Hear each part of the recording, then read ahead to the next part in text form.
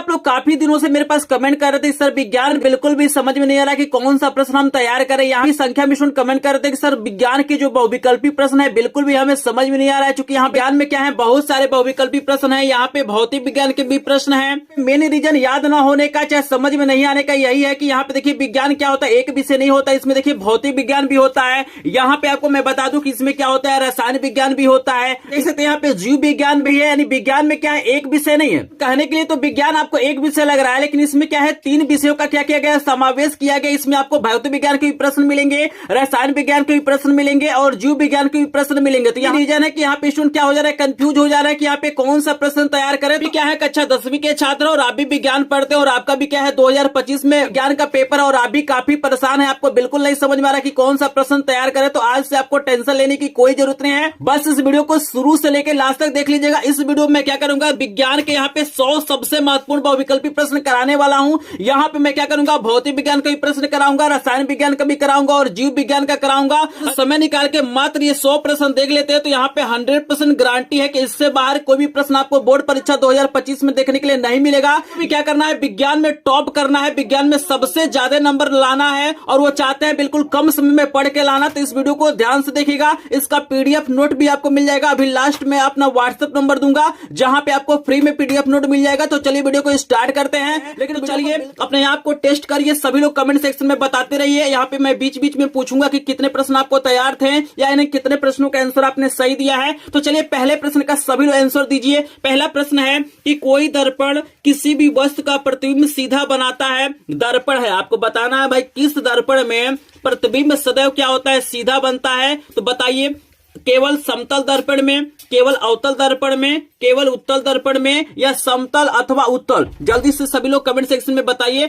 अपने आप को टेस्ट करिए कि विज्ञान की कितनी तैयारी है। जल्दी से बताइए कौन सा इसमें से ऐसा दर्पण है जो वस्तु का सदैव सीधा प्रतिबिंब बनाता है। तो जल्दी से कमेंट सेक्शन में बताएंगे, संख्या में लोग कमेंट कर रहे हैं। तो यहाँ पे बता दूं कि दो दर्पण आपको याद रखना है कि समतल और उत्तल में हमेशा जो प्रतिबिंब होता है वो सीधा बनता है। तो यहाँ पे करेक्ट आंसर घ वाला हो जाएगा। अगर आपने घ वाला ऑप्शन चूज किया है तो आपका आंसर बिल्कुल करेक्ट है। चलिए दूसरा प्रश्न मोस्ट इंपोर्टेंट आपको दिया गया है, बोर्ड परीक्षा 2025 का बिल्कुल वायरल प्रश्न आप लोग देख रहे हैं। यहाँ पे प्रश्न है कि किसी गोली दर्पण तथा किसी पतले गोली लेंस दोनों की फोकस दूरियां -25 सेंटीमीटर है। दर्पण तथा लेंस संभव है। देखिएगा यहाँ पे बता रहा है कि भाई हमारे पास गोली दर्पण है और हमारे पास एक गोली लेंस है, दोनों की फोकस दूरियां देखिए -25 सेंटीमीटर है। यहाँ पे चिन्ह से ही आपको समझना है, क्योंकि चिन्ह सबसे बड़ा इंपॉर्टेंट यहाँ पे रोल अदा कर रहा है। तो आपको बताना है कि यहाँ पे दर्पण और लेंस क्या हो सकता है। 4 ऑप्शन दिया गया है, पहले आप लोग सोच लीजिए, सभी लोग अपने आप को पहचानिए क्या इसका आंसर आपको पता है। दोनों अवतल होगा,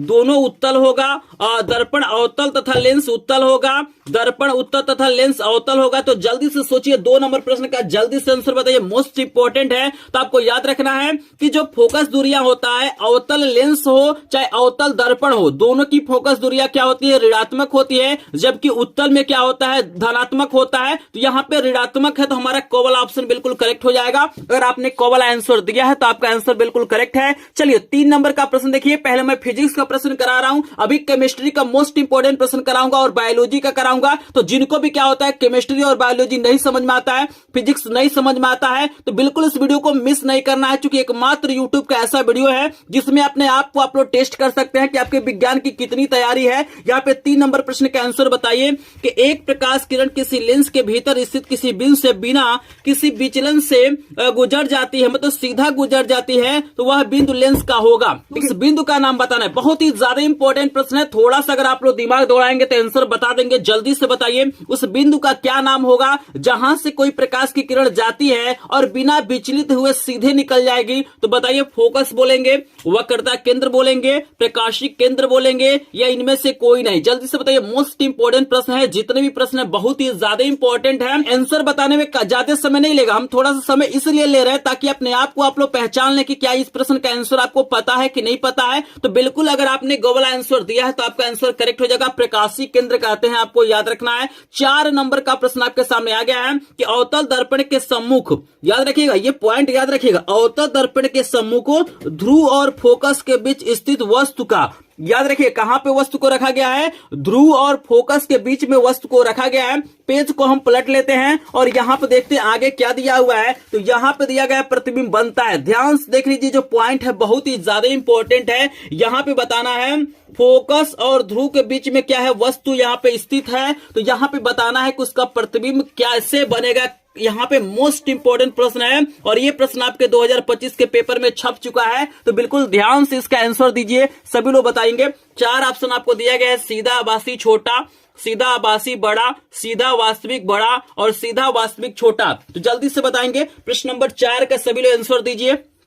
बहुत ही ज्यादा इंपॉर्टेंट प्रश्न है, क्योंकि जो भी प्रश्न है वो मोस्ट इंपॉर्टेंट है और बिल्कुल यहीं से प्रश्न बनना है, इससे बाहर कोई भी प्रश्न नहीं आएगा। अगर आपको विश्वास नहीं हो रहा है तो आप पिछले 5 सालों का पेपर उठा लीजिएगा, अंसाल्व उठा लीजिएगा, क्वेश्चन बैंक उठा लीजिएगा, आपके पास जो इंपॉर्टेंट नोट होगा उसको उठा लीजिएगा। इससे बाहर कोई भी ऐसा प्रश्न नहीं होगा जो पूछा गया है। यही 100 प्रश्न क्या होते हैं, हर साल बोर्ड परीक्षा में पूछे जाते हैं। बता दूं, अगर 4 नंबर प्रश्न का आंसर आपने यहाँ पे खवाला दिया है सीधा आभासी बड़ा, तो बिल्कुल आपका करेक्ट आंसर है, याद रखना है। मोस्ट इंपॉर्टेंट प्रश्न है। 5 नंबर का प्रश्न आपको करा देते हैं। 5 नंबर का प्रश्न देखिए बहुत ही ज्यादा इंपॉर्टेंट आपको दे दिया गया है। जहां पे प्रश्न दिया गया है कि एक व्यक्ति दूर स्थित वस्तुओं को स्पष्ट रूप से देखने में असमर्थ है। याद रखिएगा, कोई व्यक्ति है जो दूर रखी वस्तुओं को स्पष्ट नहीं देख पा रहा है, साफ साफ नहीं देख पा रहा है। तो यहां पे पूछा गया है कि भाई उस व्यक्ति की आंखों में कैसा दोष होगा। ध्यान से देखिएगा, क्योंकि प्रश्न में ही इसका आंसर है। आपको बताना है कि कोई व्यक्ति है जो कहीं दूर स्थित वस्तु को साफ नहीं देख पा रहा है, तो उसके आंखों में कौन सा दोष होगा। जल्दी से आप लोग कमेंट सेक्शन में बताइए। दीर्घ दृष्टि दोष होगा, निकट दृष्टि दोष होगा, जरा दृष्टि दोष होगा या इनमें से कोई नहीं।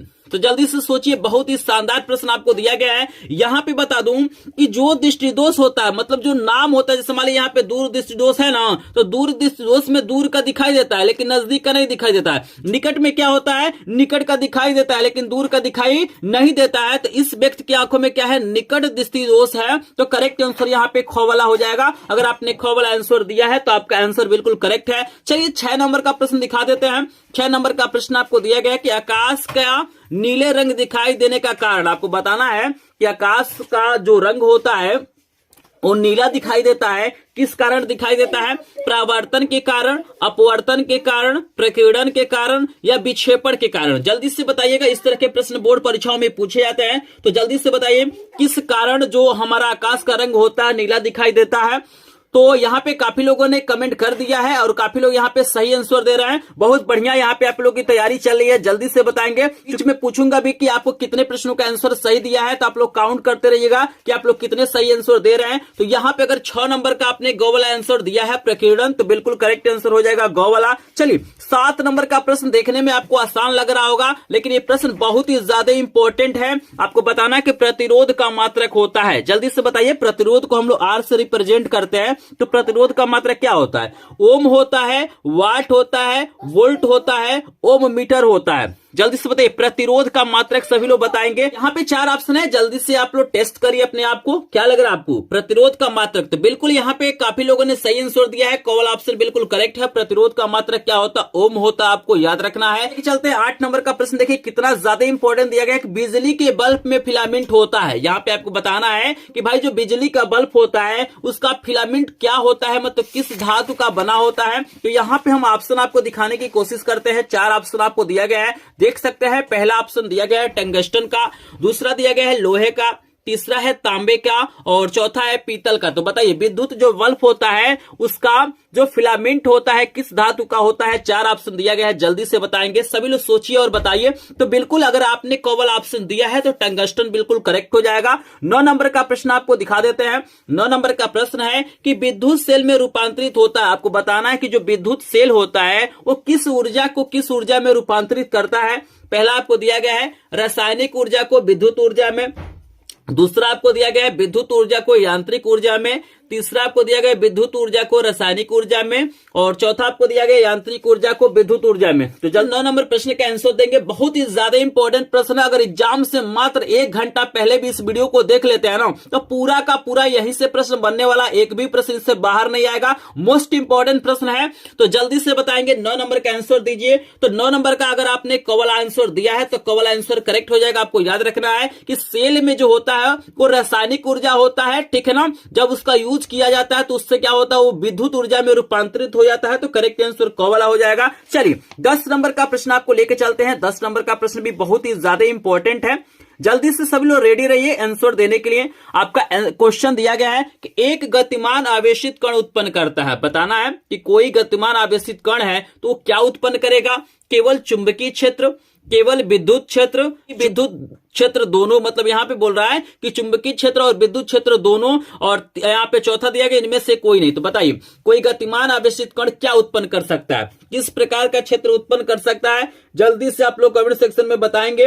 तो अगर आपने गो वाला आंसर दिया है तो करेक्ट आंसर गो वाला हो जाएगा। वो चुंबकीय क्षेत्र और विद्युत क्षेत्र दोनों उत्पन्न करेगा, आपको याद रखना है। चलिए 11 नंबर का प्रश्न आपको दिया गया है, मोस्ट इंपोर्टेंट प्रश्न ये भी है। प्रश्न आपके सामने क्या दिया गया है कि एक विद्युत चुंबक का क्रोड बनाने के लिए सबसे अधिक उपयोगी पदार्थ है। आपको बताना है कि किसी विद्युत चुंबक का क्रोड बनाने के लिए किस धातु का उपयोग किया जाता है। 4 ऑप्शन आपको दिया गया है, पीतल का, मुलायम लोहा का, एल्यूमिनियम का, स्टील का। बताइए 11 का सभी लोग आंसर बताएंगे, कौन सा आंसर करेक्ट हो जाएगा। तो यहां पे अगर आपने ख वाला ऑप्शन चूज किया है तो ख वाला ऑप्शन बिल्कुल करेक्ट हो जाएगा। आई होप आपको समझ में आ रहा होगा। चलिए हम लेके चलते हैं यहां पे 12 नंबर प्रश्न पे, लेकिन जल्दी से मुझे बताएंगे 11 में से कितने प्रश्नों का आंसर आपको पहले से पता था या आपने सही दिया है। तो जल्दी से यहां पे बताएंगे, क्या लग रहा है आपको 11 में से कितने प्रश्नों का आंसर आपने सही दिया है। तो यहां पे अगर 11 में से लगभग 6 प्लस प्रश्नों का आंसर अगर आपने सही दिया होगा, हमारे बताने से पहले आप लोग आंसर किए होंगे या आपको तैयार होगा, तो आप लोग क्या करेंगे, विज्ञान में टॉप करेंगे, विज्ञान में अच्छा नंबर पाएंगे। क्योंकि यहाँ पे 11 में से 6 प्लस प्रश्नों का आंसर उसी को पता होगा जो अच्छे से क्या होगा, पढ़ा होगा। अगर इस वीडियो को देखने के बाद से भी आप लोग तैयार करते हैं तो आप भी एक टॉपर स्टूडेंट बन जाएंगे। अगर आपको इससे कम प्रश्नों का आंसर पता है तो आपको तैयारी करने की जरूरत है। तो चलिए हम आगे लेके चलते हैं और आपको दिखाते हैं 12 नंबर का प्रश्न आपके सामने आ गया। मोस्ट इंपोर्टेंट प्रश्न आपको दिया गया है। यहां पे देखिएगा प्रश्न आपको दिया गया है कि निम्नलिखित में से आहार श्रृंखला का निर्माण करते हैं। आपको बताना है कि निम्नलिखित में से आहार श्रृंखला का निर्माण कौन करते हैं। 4 ऑप्शन आपको दिया गया है, घास गेहूं तथा आम, घास बकरी तथा मानव, बकरी गाय तथा हाथी, घास मछली तथा बकरी। बताइए इसमें कौन आहार श्रृंखला का निर्माण करेंगे। 12 नंबर का आंसर बताएंगे, बहुत ही ज्यादा इंपॉर्टेंट प्रश्न है। तो यहाँ पे काफी लोग यहाँ पे सही भी बता रहे हैं, कुछ लोग गलत बता रहे हैं। तो यहाँ पे सुन आपको बता दूं कि अगर आपने ख वाला ऑप्शन चूज किया है तो ख वाला आंसर बिल्कुल करेक्ट है। घास बकरी मानव क्या है, एक आहार श्रृंखला का निर्माण कर रहे हैं। क्योंकि आप जानते हैं कि घास को बकरी खाती है और बकरी को क्या होता है, मानव खाता है। तो ये एक प्रकार का आहार श्रृंखला है, आपको याद रखना है। चलिए 13 नंबर का प्रश्न देखिए, आपको सामने बहुत ही ज्यादा इंपॉर्टेंट दिया गया है, ठीक है ना। कुछ लोगों को लग सकता है कि ये प्रश्न केमिस्ट्री का है, लेकिन केमिस्ट्री का नहीं है। आपको एक चैप्टर मिलेगा, उसमें पर्यावरण के बारे में दिया गया है, उसी से ये क्वेश्चन लिया गया है कि निम्नलिखित में से कौन ओजोन परत क्षरण के लिए जिम्मेदार मुख्य पदार्थ है। आपको बताना इसमें से किसके कारण ओजोन परत का क्षरण हो रहा है, जल्दी से बताएंगे। ऑप्शन आपको दिया गया CFC। CFC का मतलब क्या होता है, क्लोरोफ्लोरोकार्बन। CFC का मतलब होता है क्लोरोफ्लोरोकार्बन। CO2 का मतलब सभी लोग जान ही रहे हैं, CO का मतलब जान ही रहे हैं। CO2 का मतलब क्या होता है, कार्बन डाइऑक्साइड होता है, और CO का होता है कार्बन मोनोऑक्साइड। यहाँ पे HNO3 दिया गया है, ठीक है ना। ये 4 ऑप्शन है। तो जल्दी से बताइए किसके कारण यहाँ पे ओजोन का क्षरण हो रहा है, ओजोन परत क्या हो रहा है, खराब हो रहा है, उसको नष्ट हो रहा है। बताइए। तो याद रखना है इसका करेक्ट आंसर क वाला हो जाएगा, CFC हो जाएगा, क्लोरोफ्लोरोकार्बन के कारण हो रहा है। आपको याद रखना है, बहुत ही ज्यादा इंपॉर्टेंट प्रश्न है। चलिए 14 नंबर का प्रश्न देखिए, आपके सामने आ गया है कि किसी बिंब का अवतल दर्पण द्वारा बना प्रतिबिंब आभासी, सीधा तथा बिंब से बड़ा पाया गया वस्तु की स्थिति कहां होनी चाहिए। ध्यान से देखिएगा, यहाँ पे जो हमारा दर्पण है अवतल है, याद रखिएगा। अवतल दर्पण में मात्र एक ही कंडीशन है, मैं यहाँ पे बता भी देता हूं, आप लोग कमेंट भी कर दीजिएगा। जब वस्तु क्या होता है, P और F के बीच में होता है, मतलब ध्रुव और फोकस के बीच में जब वस्तु होता है, तो यही एक कंडीशन मात्र है अवतल दर्पण में। जब प्रतिबिंब क्या होता है, आभासी बनता है, सीधा बनता है और वस्तु से बड़ा बनता है। बाकी कहीं भी वस्तु से हमेशा छोटा बनता है और वास्तविक बनता है। करेक्ट आंसर हमारा घ वाला हो जाएगा। सबको समझ में आ रहा है। अवतल दर्पण में मात्र यही एक कंडीशन होता है कि जब प्रतिबिंब क्या होता है, आभासी, सीधा और क्या होता है, वस्तु से बड़ा बनता है। आपको याद रखना है। क्लियर है सभी को?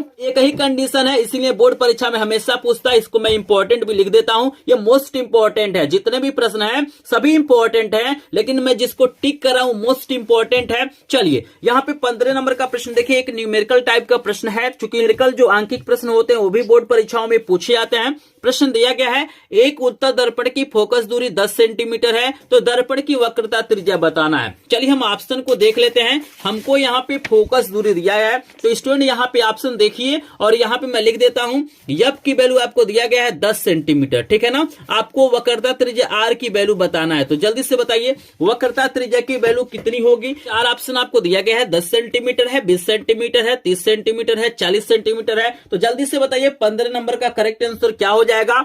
तो यहाँ पे याद रखिएगा, जो यहाँ पे फार्मूला होता है आर बराबर होता है 2f, वक्रता त्रिज्या फोकस दूरी की दोगुनी होती है, तो एफ की वैल्यू 10 है, तो 10 दूना कितना हो जाएगा, 20 हो जाएगा। ख वाला ऑप्शन बिल्कुल करेक्ट हो जाएगा। अगर आपने ख वाला ऑप्शन चूज किया है तो आपका आंसर बिल्कुल करेक्ट है। ये देखिए 16 नंबर का प्रश्न बहुत ही ज्यादा इंपॉर्टेंट है। बहुत सारे लोग यहाँ पे क्या होते हैं, कंफ्यूज हो जाते हैं, बहुत सारे नहीं। यहाँ पे 90% लोग क्या होते हैं, इसमें कंफ्यूज हो जाते हैं, ठीक है ना। इसमें ये होता है ना, यहाँ पे आपसे पूछता है कि लेंस की क्षमता का मात्रक, तो बहुत सारे लोग यहाँ पे जानते हैं कि लेंस की क्षमता का मात्रक डायोप्टर होता है, लेकिन याद रखिएगा डायोप्टर के अलावा भी एक मात्रक होता है। जैसे 4 ऑप्शन दिया गया है, मीटर, प्रति मीटर, मीटर प्रति सेकेंड, और इनमें से कोई नहीं। तो आप लोग पहले बताइए, फिर हम आपको सही आंसर बताते हैं। बताइए इसमें कौन लेंस की क्षमता का मात्रक होगा। तो याद रखिएगा P बराबर फार्मूला होता है आपका 1/f, यही फार्मूला होता है जी। पावर बराबर क्या होता है, 1/f होता है। तो अगर P का हम मात्रक बनाएंगे तो 1/ फोकस का जो मात्रक होता है हम क्या करते हैं, मीटर में लेते हैं। चूंकि 1/f कब होता है, जब हमारा फोकस दूरी मीटर में होता है, और 100/f कब होता है, जब सेंटीमीटर में होता है। तो 1/मीटर को बोला जाता है प्रति मीटर, इसको क्या बोलते हैं, प्रति मीटर। तो करेक्ट आंसर ख वाला हो जाएगा। तो याद रखिएगा प्रति मीटर का ही नाम क्या है, डायमीटर है। तो इस प्रश्न का आंसर याद रखिएगा, क्योंकि काफी लोग इसमें कंफ्यूज हो जाते हैं और क्या करते हैं, इनमें से कोई नहीं पे टिक कर देते हैं। क्लियर है सभी को? चलिए 17 नंबर का प्रश्न, एक एक प्रश्न आपको समझ में आएगा। अभी मैं यहाँ पे फिजिक्स का प्रश्न करा रहा हूं, यहाँ पे अभी इंपॉर्टेंट में केमिस्ट्री का प्रश्न कराऊंगा, बायोलॉजी का प्रश्न कराऊंगा, सभी प्रकार का प्रश्न करा दूंगा। मात्र इस वीडियो को स्किप मत कीजिएगा, क्योंकि अगर इस वीडियो को स्किप कर देंगे, ऐसा वीडियो नहीं मिलेगा जिसमें आप लोग लाइव अपने आप को टेस्ट कर पाएंगे, और इतने इंपॉर्टेंट प्रश्न आपको कहीं पर भी देखने के लिए नहीं मिलेगा। आप लोग एग्जाम के समय परेशान रहते हैं कि कौन सा प्रश्न तैयार करें, अपने मित्रों से पूछते हैं, आपके टीचर से पूछते हैं, लेकिन सही प्रश्न आप लोग नहीं पा पाते हैं। लेकिन बार क्या कर रहे हैं, आप लोग ऐसा वीडियो देख रहे हैं जिसमें सिर्फ इंपॉर्टेंट क्वेश्चन कराया गया है। तो जिनको भी क्या करना है, विज्ञान में टॉप करना है, बढ़िया नंबर पाना है, अगर आप चाहते हैं कि एक भी नंबर आपका न कटे, तो इस वीडियो को बिल्कुल भी स्किप आपको नहीं करना है। चलिए 17 नंबर का प्रश्न है कि एक उत्तल लेंस की क्षमता 5 डायोप्टर है, लेंस की फोकस दूरी होगा। ध्यान से देखिएगा, यहाँ पे उत्तल लेंस है और उसकी क्षमता P बराबर आपको दिया गया है 5 डायोप्टर। यहाँ पे आपको फोकस दूरी पूछा जा रहा है, तो आपको बता दूं यहाँ पे P बराबर फार्मूला हो जाएगा 100/f। P बराबर फार्मूला हो जाएगा 100/f। चूंकि देखिए सेंटीमीटर में तो हम लोग 100 लिखेंगे। अब यहाँ पे F बराबर क्या हो जाएगा, 100 हो जाएगा P। तो यहाँ पे 100/P की वैल्यू कितना है, 5 है, तो काटेंगे तो 20×5 100 होता है, तो प्लस 20 सेंटीमीटर हो जाएगा। आपको याद रखना प्लस क्यों है, तो आपको याद रखना है उत्तल लेंस की फोकस दूरी क्या होती है, धनात्मक होती है, तो हम लोग प्लस लेंगे। ठीक है ना, क्लियर हो रहा है सभी को? चलिए 18 नंबर का प्रश्न भी आपको दिखा देते हैं। 18 नंबर का प्रश्न है कि निर्वात में प्रकाश की चाल 3 × 10⁸ मीटर प्रति सेकेंड है, तो कांच में प्रकाश की चाल होगी। आपको अपवर्तनांक की वैल्यू दिया गया 1.5। तो ये भी प्रश्न बहुत ही ज्यादा इंपॉर्टेंट है, बिल्कुल ध्यान से इस प्रश्न को देखिएगा। तो चलिए हम इसको सॉल्व करके दिखाते हैं। सबसे पहले इसका आंसर आप लोग बताइए, फिर इसका हम सोल्यूशन करा देंगे, क्योंकि प्रश्न काफी इंपॉर्टेंट है। तो जल्दी से आप लोग कमेंट कीजिए। 4 ऑप्शन आपको दिया गया है, हम इसको बताते हैं कैसे सॉल्व करेंगे। तो यहाँ पे देखिए एक फार्मूला होता है, n बराबर फार्मूला होता है C/V। याद रखिएगा, n बराबर फार्मूला आपका होता है C/V। n आपका अपवर्तनांक होता है, C आपका क्या होता है, निर्वात में प्रकाश की चाल होता है, V क्या होता है, माध्यम में प्रकाश की चाल। ठीक है ना, माध्यम क्या है, यहाँ पे देख सकते हैं कांच है। मैं प्रश्न को थोड़ा सा और नीचे कर देता हूं, यहाँ पे देख सकते हैं n की वैल्यू देखिएगा हमारा दिया हुआ 1.5, आप लोग देख सकते हैं। अपवर्तनांक दिया गया 1.5। C की वैल्यू दिया गया है 3 × 10⁸ हो जाएगा, और V की वैल्यू हमें क्या करना है, निकालना है। इसके नीचे 1 मान लीजिए, तिर्यक गुणा करेंगे तो आपका हो जाएगा 1.5 भी बराबर 3 गुणे 10 पे क्या हो जाएगा 8 हो जाएगा। क्लियर है सभी को। फिर देखिएगा यहाँ पे 1.5 हमारा गुणा है तो इधर जाएगा तो भाग हो जाएगा, v बराबर आपको हो जाएगा 3 गुणे 10 पे घात आपका हो जाएगा 8, ये बट्टे हो जाएगा 1.5। और देखिए दशमलव हटाने के लिए ऊपर नीचे हम क्या करते हैं 10 से गुणा कर लेते हैं, तो v बराबर कितना हो जाएगा 3 दहा में हो जाएगा 30 गुणे 10 पे घात 8 हो जाएगा, और बट्टे ये आपका दशमलव हट जाएगा 15 हो जाएगा। 15 से 30 को काटिए, 15 दूना 30, यानी यहाँ पे v की जो वैल्यू आपका हो जाएगा 2 गुणे 10 पे घात 8 मीटर प्रति सेकेंड। तो देख रहे हैं ना, बिल्कुल आसान ये फार्मूला है। बस इस फार्मूले के द्वारा हम क्या कर सकते हैं, आसानी से किसी भी प्रश्न का आंसर हम लोग निकाल सकते हैं। तो यहाँ पे हम लोग देख लेते हैं हमारे ऑप्शन में कौन सा ऑप्शन करेक्ट होगा। अब तो आप लोग बता दीजिए, आपके सामने यहाँ पे आंसर आ गया है, जल्दी से बताइए कि कौन सा ऑप्शन यहाँ पे करेक्ट है। 4 ऑप्शन आपको दिया गया है, तो हमारा क्या आया है जी 2 गुणे 10 पे 8 मीटर प्रति सेकेंड आया है। तो ग वाला आंसर क्या हो जाएगा, बिल्कुल हमारा करेक्ट हो जाएगा, आपको याद रखना है। चलिए यहाँ पे हम 19 नंबर का प्रश्न कराते हैं। 19 नंबर का प्रश्न है कि स्वस्थ नेत्र में प्रतिबिंब बनता, आपको बताना है अगर किसी व्यक्ति का आंख स्वस्थ है तो उसका प्रतिबिंब कहां पे बनेगा, कॉर्निया पे बनेगा, आइरिस पे बनेगा, पुतली पे बनेगा या रेटिना पे बनेगा, जल्दी से बताएंगे। बहुत ही ज्यादा इंपॉर्टेंट प्रश्न है, ये भी प्रश्न बहुत ही ज्यादा इंपॉर्टेंट है। तो बताइए स्वस्थ नेत्र में प्रतिबिंब कहां पे बनता है। तो अगर आपने घ वाला ऑप्शन करेक्ट दिया है तो बिल्कुल यहाँ पे करेक्ट आंसर घ वाला हो जाएगा, रेटिना पे बनता, आपको याद रखना है। चलिए 20 नंबर का प्रश्न है, ये भी बहुत ही ज्यादा इंपॉर्टेंट है, ये भी प्रश्न आपके बोर्ड परीक्षा में छप चुका है। आपको बताना कि स्वस्थ नेत्र का निकट बिंदु होता है। 4 ऑप्शन आपको दिखा रहे हैं, जल्दी से बताइए स्वस्थ जो आंख होता है उसका निकट बिंदु कितना होता है, मतलब कम से कम कितना दूरी की वस्तुओं को देखा जा सकता है, 25 सेंटीमीटर पर, 50 सेंटीमीटर पे, 100 सेंटीमीटर पे या अनंत पे, जल्दी से बताइए। तो अगर आपने क वाला आंसर दिया है तो यहाँ पे क वाला ऑप्शन करेक्ट हो जाएगा, 25 सेंटीमीटर हो जाएगा। 21 नंबर का प्रश्न है कि प्रिज्म से श्वेत प्रकाश की किरण के गुजरने पे सबसे ज्यादा अधिक विचलन किसमें होता है, मतलब कौन प्रकाश के किरण में सबसे ज्यादा विचलन होता है। 4 ऑप्शन आपको दिया गया है, जल्दी से कमेंट कीजिए।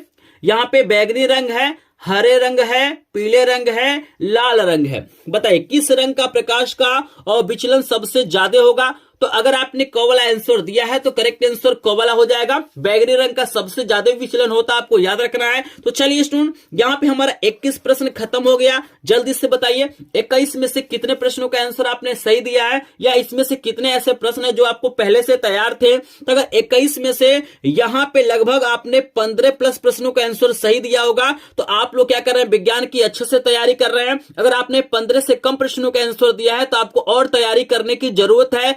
यहाँ पे अपने आप को पहचान लीजिए कि आपकी कितनी तैयारी है, क्योंकि इस वीडियो को जहां तक मुझे लग रहा है ना, जो स्टूडेंट ध्यान से देख लेगा पूरा वीडियो तो इसमें जो प्रश्न है उनको याद करने की रखने की जरूरत नहीं पड़ेगी। बस एक बार इस वीडियो को देख लेंगे, दोबारा पूरा प्रश्न आपको तैयार हो जाएगा। तो चलिए, काफी लोगों ने यहाँ पे 15 प्लस प्रश्नों का आंसर दिया है। जिन्होंने यहाँ पे 15 प्लस प्रश्नों का आंसर दिया भाई, उनको बधाई हो कि आप लोग अच्छे से तैयारी कर रहे हैं और आप लोग अच्छा नंबर पाएंगे। चलिए हम आगे चलते हैं। इसके बाद से 22 नंबर का प्रश्न है कि निकट दृष्टि दोष को दूर करने के लिए कौन सा लेंस यूज किया जाता है। आपको बताना है कि किसी व्यक्ति को क्या है, निकट दृष्टि दोष है तो उसके आंखों में कौन सा चश्मे किस लेंस का चश्मा देना पड़ेगा, उत्तल लेंस का, अवतल लेंस का, द्विफोकसी लेंस का, या इनमें से कोई नहीं। तो बताइए निकट में कौन सा लेंस यूज किया जाता है, जल्दी से बताइए।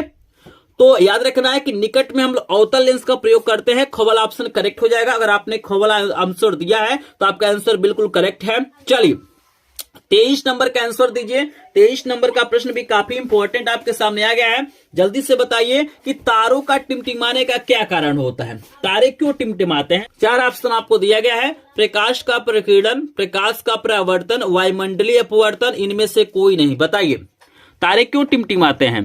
तो अगर आपने ग वाला आंसर चूज किया है तो करेक्ट आंसर ग वाला हो जाएगा, वायुमंडलीय अपवर्तन के कारण ऐसा होता है, आपको याद रखना है। चलिए यहाँ पे 24 नंबर का भी प्रश्न काफी इंपॉर्टेंट है। विद्युत धारा का एसआई मात्रक बताना है। कूलाम है, एम्पियर है, 2 और ऑप्शन आपको दिखा देते हैं, जूल है और ओम है। यहाँ पे बताएंगे, यहाँ पे 4 ऑप्शन आपको दिया गया है, जूल है, ओम है और यहाँ पे कूलाम और एम्पियर है। तो क्या लग रहा है विद्युत धारा का एसआई मात्रक क्या हो जाएगा।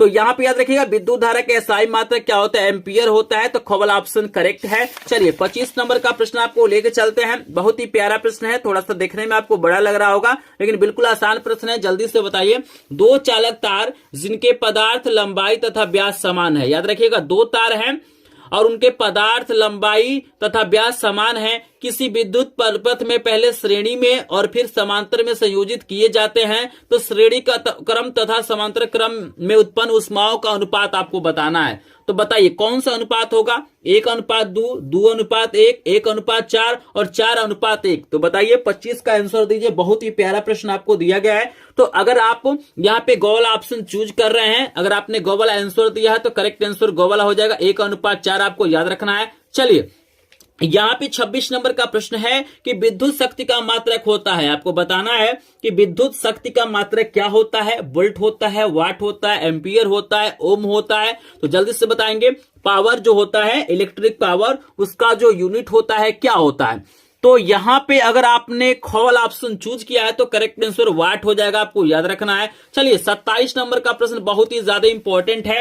आपको बताना है कि ओम के नियम के अनुसार विभवांतर और धारा के बीच का ग्राफ होगा। आपको बताना है कि भाई ओम के नियम के अनुसार अगर हम V और I के बीच में एक ग्राफ खींचे तो ग्राफ कैसा होगा। तो याद रखिएगा यहाँ पे 4 ऑप्शन आपको दिया गया है, सरल रेखा, वृत्त, अर्धवृत्त, इनमें से कोई नहीं। तो याद रखिएगा यहाँ पे जो ग्राफ मिलता है बिल्कुल सीधा होता है, एक सरल रेखा में होता है। तो यहाँ पे कौन ऑप्शन करेक्ट हो जाएगा। 28 नंबर का प्रश्न है कि का प्रश्न देख लीजिएगा और ये भी प्रश्न आपके पेपर में छप चुका है। ये मोस्ट इंपोर्टेंट प्रश्न है कि किसी विद्युत चालक का प्रतिरोध निम्नलिखित में से किस बात पर निर्भर करता है। आपको बताना है कि किसी विद्युत चालक का जो प्रतिरोध होता है किन बातों पर निर्भर करता है। याद रखिएगा ये लॉन्ग में भी क्वेश्चन पूछे जाते हैं। यहाँ पे 4 ऑप्शन आपको दिया गया है। पहला है चालक तार की लंबाई पर, दूसरा है चालक तार के पदार्थ पर, तीसरा आपको दिया गया है अनुप्रस्थ काट के क्षेत्रफल पे और चौथा आपको दिया गया इनमें से सभी पर। तो जल्दी से बताइए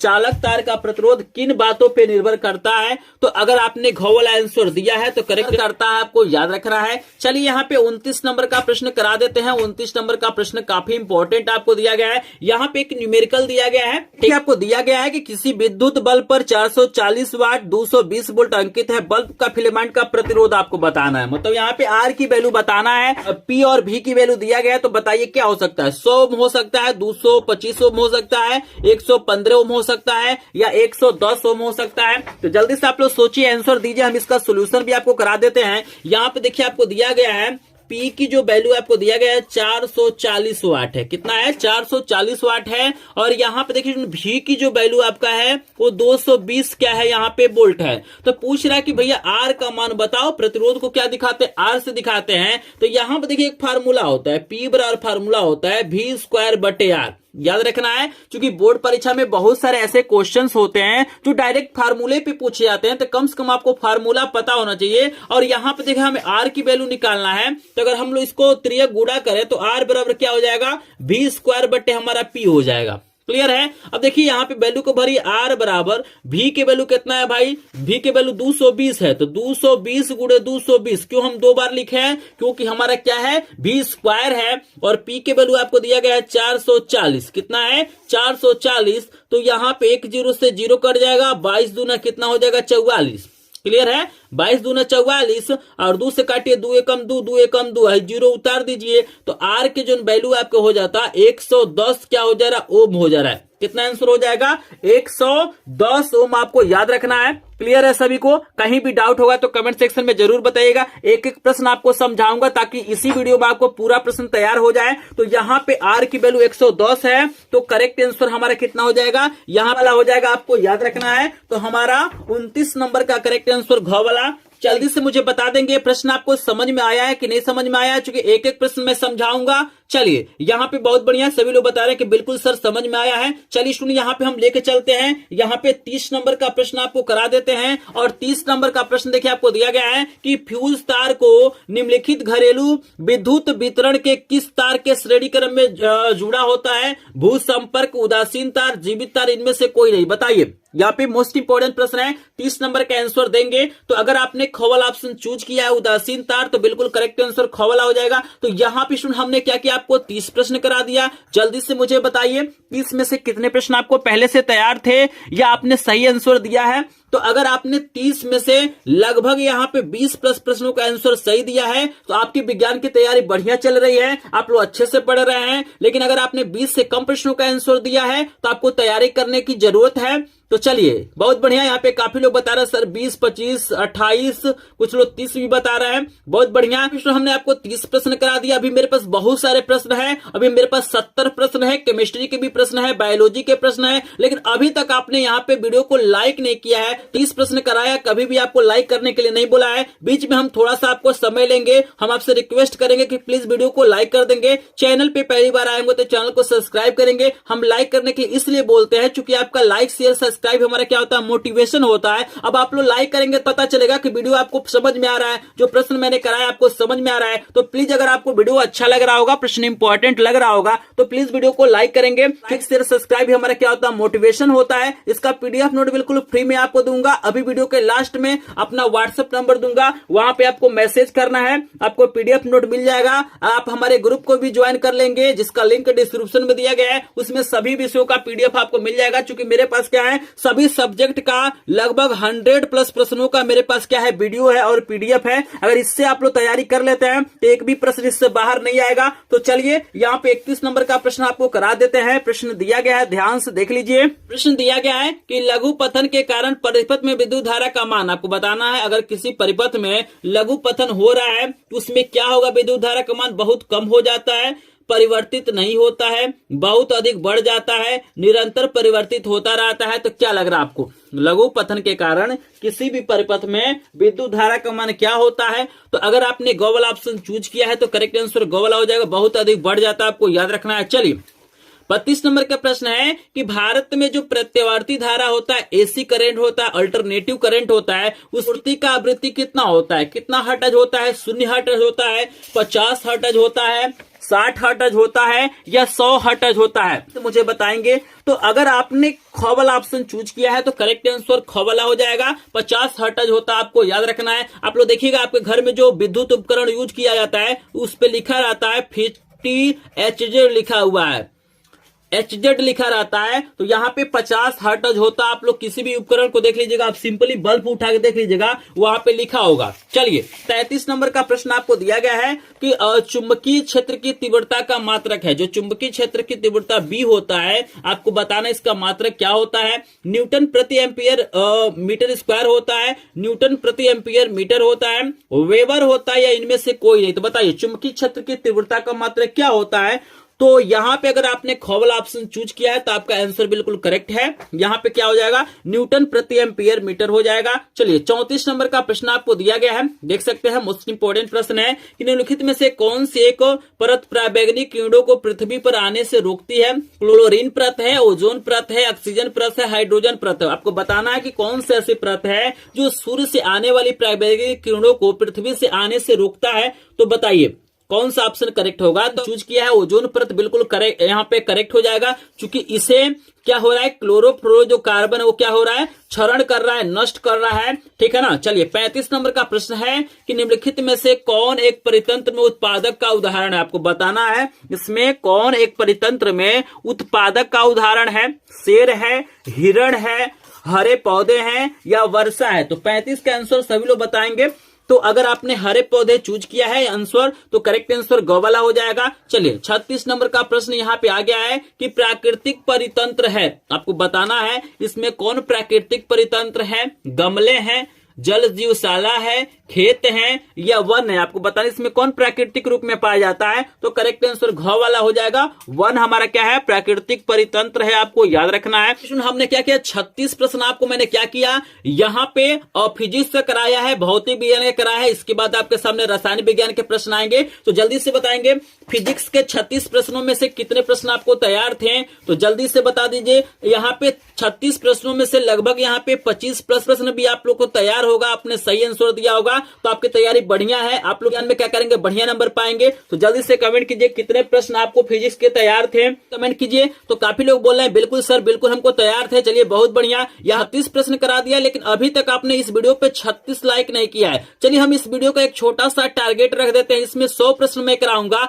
इस वीडियो का लाइक का टारगेट है मात्र 100 लाइक। कितना लाइक आपको कंप्लीट करना है, 100 लाइक। हम देखते हैं कितना जल्दी आप लोग सपोर्ट करते हैं, कितना जल्दी आप लोग लाइक कर देते हैं। तो यहाँ पे जल्दी से सभी लोग लाइक कर देंगे, जल्दी से 100 लाइक का मात्र टारगेट है। आप लोग इतने लोग इस वीडियो को देख रहे हैं, अगर आप लोग एक एक लाइक करेंगे तो कई हजार लाइक हो जाएगा। मेरा टारगेट बहुत छोटा है, 100 लाइक। तो बाकी आप लोग इस टारगेट को जरूर पूरा करेंगे 100 प्रश्न खत्म होते होते। तो चलिए, यहाँ पे सबसे ज्यादा प्रॉब्लम स्टूडेंटों को होता है रसायन विज्ञान में और जीव विज्ञान में। तो चलिए इसके भी प्रश्न कराते हैं। तो सबसे पहले रसायन विज्ञान का कराते हैं। यहाँ पे पहला प्रश्न आपको 37 नंबर का दिया गया है कि लेड नाइट्रेट का रासायनिक सूत्र है। इंपॉर्टेंट प्रश्न है, लेड नाइट्रेट का रासायनिक सूत्र आपको बताना है। 4 ऑप्शन आपको दिखाते हैं, तो जल्दी से बताएंगे। 4 ऑप्शन आपको दिखाई दे रहा होगा, जल्दी से बताइए इसमें से कौन सा ऐसा सूत्र है जो लेड नाइट्रेट का है। तो 37 का आंसर बताएंगे। तो अगर आप लोग खवल ऑप्शन चूज कर रहे हैं PbNO3 का होल ट्वाइस, तो बिल्कुल करेक्ट आंसर होगा। यही लेड नाइट्रेट का क्या है, सूत्र है, आपको याद रखना है। चलिए 38 नंबर के प्रश्न है कि रासायनिक अभिक्रिया है, मतलब बताना है कि जो है आपका रासायनिक समीकरण दिखाई दे रहा है, इसमें किस प्रकार का अभिक्रिया हो रहा है। तो जल्दी से बताइए, संयोजन अभिक्रिया, विस्थापन अभिक्रिया, अपघटन अभिक्रिया, या इनमें से कोई नहीं। बताइए इसमें किस प्रकार की अभिक्रिया हो रही है, जल्दी से सभी लोग कमेंट सेक्शन में बताएंगे। मोस्ट इंपॉर्टेंट प्रश्न है। तो यहाँ पे देखिएगा, यहां से कॉपर निकल रहा है और इसके साथ क्या हो रहा है, यहाँ पे Fe जुट रहा है। तो जहां पे क्या होता है, एक निकलता है एक जुटता है, तो वहां पे क्या होता है, विस्थापन अभिक्रिया होता है। तो करेक्ट आंसर हमारा ख वाला हो जाएगा, आपको याद रखना है। तो 38 के करेक्ट आंसर ख वाला है। चलिए 39 नंबर प्रश्न का आंसर दीजिएगा। आपका केमिस्ट्री का बिल्कुल यहाँ पे टेंशन खत्म हो जाएगा। जल्दी से बताएंगे, H2S विलयन का pH मान है। आपको बताना है कि आपके पास कोई विलयन है जिसपे लिखा गया H2S, तो आपको बताना है कि इसका pH मान क्या होगा। तो इसका पता करने के लिए आपको यह पता करना पड़ेगा कि H2S क्या है। H2S अम्ल है, क्षार है कि उदासीन है। तो ये आपको बता दूं कि जो H2S है वो एक प्रकार का एसिड है, अम्ल है। आप लोग जल्दी से मुझे बताइए, अगर H2S अम्ल है तो इसका pH मान कितना होगा, जल्दी से अब तो बता दीजिए। इतना आपको हिंट मैंने दे दिया, अब तो बता दीजिए इसका pH मान कितना होगा। तो यहां पे बता दूं कि अम्ल है तो अम्ल का pH मान 7 से कम होता है। तो करेक्ट आंसर यहाँ पे क्या हो जाएगा, ग वाला हो जाएगा। 39 के करेक्ट आंसर क्या हो जाएगा स्टूडेंट, यहाँ पे ग वाला हो जाएगा। चलिए यहाँ पे हम आगे बढ़ते हैं और आपको 40 नंबर का प्रश्न करा देते हैं। यहाँ पे दिया गया है कि कोई विलयन लाल लिटमस को नीला कर देता है तो इसका pH संभव है। बताइए, कोई विलयन है जो लाल लिटमस को नीला कर देता है तो उसका विलयन क्या हो सकता, उस विलयन का pH क्या हो सकता है। 1 हो सकता है, 4 हो सकता है, 5 हो सकता है, या 10 हो सकता है। क्या लग रहा है आपको, जल्दी से बताइए क्या हो सकता है। तो यहां पे स्टूडेंट आपको एक शब्द मैं यहां पे लिख रहा, अनिल शब्द याद रखिएगा। एक शब्द आप लोग याद रखिएगा, अनिल। आपको याद रखना, अ से यहां पे क्या हो जाएगा, अम्ल हो जाएगा। अ से अम्ल, नी से क्या हो जाएगा, यहाँ पे नीला हो जाएगा, और ल से क्या हो जाएगा, लाल हो जाएगा। याद रखिएगा, जो अम्ल होता है वो नीला लिटमस को क्या करता है, लाल कर देता है। याद रखिएगा, अम्ल क्या करेगा, नीले लिटमस को लाल कर देगा।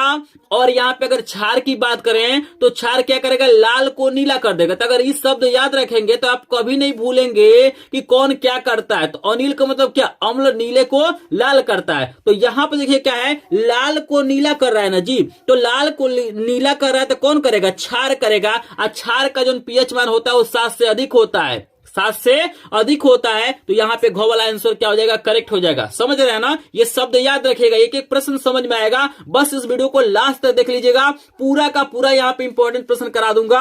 और पूरे यूट्यूब पे आप ढूंढ लीजिएगा, कहीं पर भी देखने के लिए नहीं मिलेगा। मात्र एग्जाम से 1 घंटे पहले इस वीडियो को देख लेंगे और एग्जाम हॉल में चले जाएंगे तो पूरा आप लोग छाप के आएंगे, इससे बाहर कोई भी प्रश्न नहीं आएगा। और यहाँ पे बता दूं कि मेरे पास सिर्फ विज्ञान का ही नहीं 100 प्रश्न है, मैंने सभी विषयों का वीडियो बना दिया है। अगर आप लोग नहीं देखे होंगे तो चैनल पे जाके देख लीजिएगा। मैंने हिंदी का भी बनाया, अंग्रेजी का भी, गणित का भी, विज्ञान का भी, सामाजिक विज्ञान, कला, सभी का मैंने 100 इंपॉर्टेंट प्रश्न करा दिया है। और मैंने बहुत सारा वायरल पेपर भी कराया है जो बोर्ड परीक्षा में लड़ने वाला है, तो उसको भी जरूर देखिएगा। एक बार चैनल को पूरा विजिट जरूर करेंगे। चलिए 40 में से कितने प्रश्नों का आंसर आपने सही दिया है जल्दी से बता दीजिए। 40 में से अगर आपने 30 प्लस प्रश्नों का आंसर सही दिया होगा तो आप टॉपर स्टूडेंट हैं, आपकी तैयारी बढ़िया चल रही है। अगर आपने इससे कम प्रश्नों का आंसर दिया है तो आपको तैयारी करने की जरूरत है। 41 नंबर का आंसर दीजिए। निम्नलिखित में से अम्लीय लवण है, आपको बताना है, बहुत ज्यादा इंपॉर्टेंट है, कई बार बोर्ड परीक्षा में पूछा गया है कि इसमें से कौन अम्लीय लवण है। तो बताइए, 4 ऑप्शन आपको दिया गया, इसमें बताना है कि कौन अम्लीय लवण है, जल्दी से बताएंगे। तो अगर आपने ख वाला ऑप्शन चूज किया होगा NHSO4 तो करेक्ट आंसर ख वाला हो जाएगा। याद रखिएगा, यही एक अम्लीय लवण है, आपको याद रखना है ऑप्शन के अनुसार। चलिए 42 नंबर का प्रश्न का आंसर दीजिए। खाने का सोडा, चलिए भाई, जिसको हम लोग कहते हैं बेकिंग सोडा, इसका यूज किया जाता है अपने के घरों में, बेकिंग सोडा का यूज किया जाता है, सफेद कलर का होता है। तो बताइए बेकिंग सोडा के अणुसूत्र क्या होगा? NaCl होगा, Na2CO3 होगा, NaHCO3 होगा या NaOH होगा? बताइए बेकिंग सोडा, खाने का सोडा का सूत्र क्या होता है? जल्दी से बताएंगे। 4 ऑप्शन आपको दिया गया है, बहुत ज्यादा इंपॉर्टेंट प्रश्न है। धावन सोडा, बेकिंग सोडा में से कोई ना कोई एक प्रश्न बोर्ड परीक्षा में पूछा जाता है। तो यहां पे अगर आपने गो वाला ऑप्शन चूज किया है तो करेक्ट आंसर गो वाला हो जाएगा। बेकिंग सोडा का जो सूत्र होता है NaCO3 होता है। क्लियर है कि जिंक चूर्ण पर तनु सल्फ्यूरिक अम्ल की अभिक्रिया से कौन सी गैस निकलती है? आपको बताना है कि आपके पास जिंक चूर्ण है, जब उस पे तनु सल्फ्यूरिक अम्ल की क्रिया कराएंगे तो कौन सा गैस निकलेगा? हाइड्रोजन, ऑक्सीजन, क्लोरीन या कार्बन डाइऑक्साइड? तो देखिएगा, जिंक क्या होता है? आपका धातु होता है। जिंक क्या एक प्रकार का मेटल है, धातु है। जब हम इस पे क्या करते हैं, अम्ल की क्रिया कराते हैं, तो याद रखना है किसी भी धातु पे जब हम अम्ल की क्रिया कराएंगे तो उसमें से हाइड्रोजन गैस ही निकलता है, आपको याद रखना है। तो करेक्ट आंसर यहाँ पे क वाला हो जाएगा, आपको याद रखना है। चलिए 44 नंबर का प्रश्न है कि शून्य पीएच वाला विलयन होगा। आपको बताना है कि कोई विलयन हमारे पास है जिसका पीएच मान क्या है, शून्य है, 0 है। तो आपको बताना है कि उसका प्रकृति कैसा होगा, अम्लीय होगा, क्षारीय होगा, उदासीन होगा या इनमें से कोई नहीं। बहुत प्यारा प्रश्न है, इंपॉर्टेंट प्रश्न है। बताइए, तो आपको याद रखना है कि ये एक प्रकार का अम्लीय विलयन होगा, क्योंकि अम्लीय विलयन का पीएच मान क्या होता है, 7 से कम होता है। क्लियर है? चलिए हाई देखिए, कितना प्यारा प्रश्न आपके सामने आ गया है कि अम्ल एवं क्षार की अभिक्रिया से प्राप्त होता है। आपको बताना है कि अम्ल और क्षार की अभिक्रिया होता है तो क्या प्राप्त होता है? हाइड्रोजन, ऑक्सीजन, क्लोरीन, लवण तथा जल। तो याद रखिएगा, इस अभिक्रिया को उदासीनीकरण अभिक्रिया बोला जाता है। जब अम्ल और क्षार आपस में मिलता है तो उस क्रिया को हम लोग बोलते हैं उदासीनीकरण अभिक्रिया। तो यहां पे बनता है लवण और जल। क्या बनता है जी? लवण और जल बनता है। तो करेक्ट आंसर घ वाला। चलिए आपके सामने है 46 नंबर के प्रश्न कि हाइड्रोजन आयन H+ की प्रकृति है, मतलब आपको बताना है H+ आयन की प्रकृति क्या होता है? अम्लीय होता है, क्षारीय होता है, उदासीन होता है या इनमें से कोई नहीं? बताइए, बहुत शानदार प्रश्न है। तो याद रखिएगा, H+ आयन क्या होता है? अम्लीय होता है। और OH- अगर लिखा हुआ है तो ये क्या होता है? क्षारीय होता है। क्लियर है सभी को? चलिए 47 नंबर का प्रश्न करा देते हैं, काफी इंपॉर्टेंट प्रश्न है। वीडियो थोड़ा सा लंबा होगा क्योंकि प्रश्नों की संख्या यहाँ पे 100 है, लेकिन कुछ मिनट आप लोग इस वीडियो को दे देते हैं तो यहाँ पे क्या करेंगे, विज्ञान में आप लोग टॉप करेंगे। आप लोग यही समय जाके यूट्यूब के शॉर्ट वीडियो देखेंगे, इंस्टाग्राम चलाएंगे, आप लोग क्या करेंगे, फेसबुक चलाएंगे, इधर उधर का वीडियो देखेंगे, जिससे आपको कुछ भी फायदा नहीं होने वाला है। लेकिन थोड़ा सा इस वीडियो को ध्यान से देख लेंगे तो आप विज्ञान में टॉप करेंगे, आज में सबसे ज्यादा नंबर पाएंगे। तो आप लोग क्या करेंगे, इस वीडियो को ध्यान से देखिएगा और पूरे यूट्यूब पे ढूंढ लीजिएगा, ऐसा वीडियो तो बिल्कुल मिलेगा ही नहीं। चलिए 47 नंबर का प्रश्न है कि बाह्यतम कोश में 7 इलेक्ट्रॉन वाला तत्व है। आपको बताना है कोई तत्व है जिसके बाह्यतम कोश में 7 इलेक्ट्रॉन है, तो धातु होगा, अधातु होगा, उपधातु होगा कि निष्क्रिय गैस होगा? बताइए, 7 इलेक्ट्रॉन है। देखिएगा यहां पे 8 इलेक्ट्रॉन पूरा करने के लिए इसे क्या करना पड़ेगा, 1 इलेक्ट्रॉन मांगना पड़ेगा, 1 इलेक्ट्रॉन ये मांगना पड़ेगा। तो जब इलेक्ट्रॉनों को मांगता है, कमी होता है, तो अधातु होता है। आपको याद रखना है, ख वाला आंसर क्या हो जाएगा, करेक्ट हो जाएगा। चलिए 48 नंबर है कि ये मैंने आपको अधातु बताना, ये भी पेपर में आपको छप चुका है। अधातु पे आधारित एक प्रश्न पूछा जाएगा, बताइए इसमें कौन अधातु है? 4 ऑप्शन आपको दिया गया है, तो जल्दी से बताइए 48 के आंसर क्या होगा। तो 48 के करेक्ट आंसर H ही हो जाएगा। ये हमारा क्या है, अधातु, आपको याद रखना है। चलिए 49 नंबर के प्रश्न आपको दिया गया है कि प्रोपेनल में क्रियात्मक समूह है। आपको बताना है कि प्रोपेनल में क्रियात्मक समूह क्या होगा, CHO होगा, CU होगा, OH होगा या COOH होगा? बताइए प्रोपेनल में। तो अगर आपने यहां पे कॉवल ऑप्शन चूज किया है तो आपका आंसर करेक्ट होगा। प्रोपेनल का क्रियात्मक समूह CHO होता है। तो यहां पे आपको क्लियर हो गया। चलिए 50 नंबर का प्रश्न है कि इसमें असंतृप्त यौगिक बताना। इसमें कौन सा ऐसा यौगिक है जो असंतृप्त होगा? 50 का आंसर जल्दी से बताएंगे। तो यहां पे अगर आपने गॉवल ऑप्शन चूज किया है तो करेक्ट आंसर गॉवल हो जाएगा। यहां पे आपको जानकारी दे दूं, असंतृप्त का मतलब होता है जिसमें क्या होता है, डबल बॉन्ड पाया जाता है या ट्रिपल बॉन्ड पाया जाता है, उससे ही हम लोग क्या कहते हैं, असंतृप्त हाइड्रोकार्बन बोलते हैं। तो यहां पे C2H2 है, तो यहां पे C2H2 है तो कार्बन कार्बन के बीच में डबल बॉन्ड पाया जाएगा, आपको याद रखना है। और यहां पे क्या होता है, 2 हाइड्रोजन यहां होता है और 2 हाइड्रोजन क्या होता है, यहां पे होता है। ये स्ट्रक्चर हो जाएगा। तो डबल बॉन्ड है तो यही हो जाएगा असंतृप्त यौगिक। चलिए यहां पे 50 प्रश्न खत्म हो गया। जल्दी से मुझे बताइए 50 में से कितने प्रश्न आपको तैयार थे पहले से या इस वीडियो देखने के बाद से तैयार हो गए हैं? तो जल्दी से बता देंगे सभी लोग। तो 50 में से अगर यहां पे लगभग 35 प्लस प्रश्न आपको पहले से तैयार थे या इस वीडियो को देखने के बाद से तैयार हो जाते हैं तो आपको एक अच्छे स्टूडेंट है, आपका परसेंटेज बहुत अच्छा आएगा विज्ञान में। अगर आपको इससे कम प्रश्नों का आंसर, अगर आपने इससे कम प्रश्नों का आंसर दिया है तो आपको तैयारी करने की जरूरत है। लेकिन यहां पे मैंने 50 प्रश्न करा दिया, लेकिन अभी तक इस वीडियो पे 50 लाइक नहीं हुआ है। तो जिन्होंने कंजूसी किया है लाइक करने में, प्लीज वीडियो को लाइक कर देंगे। अगर आपको वीडियो समझ में आ रहा है, प्रश्न इंपॉर्टेंट लग रहा है तो प्लीज लाइक कर देंगे, क्योंकि आपका लाइक शेयर सब्सक्राइब हमारा क्या होता है, मोटिवेशन होता है। और आप लोग लाइक करेंगे, शेयर करेंगे, सब्सक्राइब करेंगे, इस वीडियो को सपोर्ट करेंगे तो हम ऐसे वीडियो आपको प्रोवाइड करते रहेंगे। क्योंकि पूरे यूट्यूब पे आप लोग ढूंढ लीजिएगा, अगर ऐसा वीडियो आपको मिलेगा तो कमेंट सेक्शन में जरूर बताइएगा। यहां पे 51 नंबर का प्रश्न आपको करा देते हैं। तो यहां पे है ईंधन एवं औषधि के रूप में प्रयोग होता है। आपको बताना है इसमें से कौन सा ऐसा यौगिक है जिसका उपयोग हम ईंधन के रूप में भी कर सकते हैं और औषधियों के रूप में भी कर सकते हैं। तो बताइए एथेनॉल है, एथेन है, एथेनोइक अम्ल है या प्रोपेन है? जल्दी से बताएंगे, 51 नंबर का आंसर देंगे। तो अगर आपने कॉवल ऑप्शन चूज किया है तो करेक्ट आंसर एथेनॉल हो जाएगा, आपको याद रखना है। चलिए यहाँ पे 52 नंबर का प्रश्न है। एक ठो यौगिक आपको दिया गया है CH3CH2OH, ठीक है ना। यहां पे अगर इसका आप लोग शॉर्ट में लिखना चाहते तो इसको लिख सकते हैं। कितना यहां पे कार्बन है, 1 2 है तो C2 हो जाएगा। और यहां पे हाइड्रोजन कितना है, 5 है और OH है। देखिए इसको ऐसे भी लिख सकते हैं C2H5OH। इसका आपको IPSC नाम बताना है। चलिए 4 ऑप्शन आपको दिखा देते हैं। 4 ऑप्शन आपको दिया गया है, देख सकते हैं। पहला आपको दिया गया एथेनॉल, दूसरा आपको दिया गया एथेन, तीसरा है एथेनोइक अम्ल और चौथा है प्रोपेन। तो बताइए यहाँ पे लिख देते हैं C2H5OH के आपको बताना IPSC नाम क्या होगा। जल्दी से सोचिए, बहुत ही प्यारा प्रश्न है, बहुत ही ज्यादा इंपॉर्टेंट है। तो अगर आप कॉवल ऑप्शन सोच रहे हैं तो बिल्कुल करेक्ट आंसर हो जाएगा, एथेनॉल हो जाएगा, आपको याद रखना है। चलिए 53 नंबर प्रश्न में एक समीकरण दिया गया है, पूछा जा रहा है किस प्रकार की अभिक्रिया को प्रदर्शित कर रहा है? संयोजन अभिक्रिया, द्विविस्थापन अभिक्रिया, वियोजन अभिक्रिया, विस्थापन अभिक्रिया। बताइए 53 के करेक्ट आंसर सभी लोग बताएंगे, कौन सा ऑप्शन करेक्ट होगा।